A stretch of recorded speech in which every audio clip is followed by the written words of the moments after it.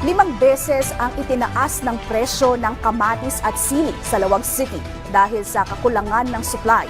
Patuloy naman ang pag-alalay ng Ilocos Norte Provincial Government sa mga apektadong magsasaka.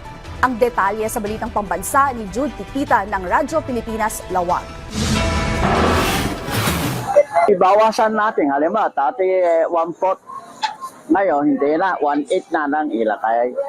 Isa lamang si Tatay Danilo sa mga magbabawas ng rekado sa mga nilulutong ulam. Doble hanggang 5 beses kasi ang itinaas na presyo ng kamatis at sili sa Lawag City. Sa ngayon, nasa 220 pesos ang presyo kada kilo ng kamatis, 350 ang siling pangpinakbet at 800 hanggang 1,000 pesos naman ang bell pepper at siling labuyo. Ayon sa mga tindera, kakaunti lamang ang supply ng sili at kamatis dahil sa sunod-sunod na bagyong dumaan sa lalawigan.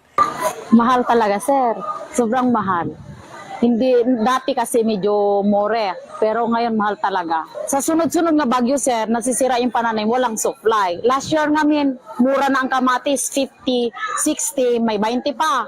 Pero ngayong year, talagang nasira ang mga pananim. Tiniyak naman ng provincial government ng Ilocos Norte ang tulong para sa mga magsasaka. Asahan ding bababa ang presyo ng sili at kamatis dahil simula na ng anihan nito sa Enero hanggang Pebrero.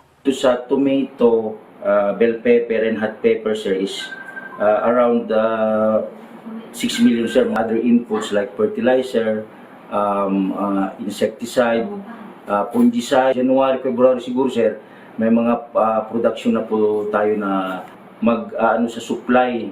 Mula PBS Radyo Pilipinas Lawag, Jude Pitpitan para sa Balitang Pambansa.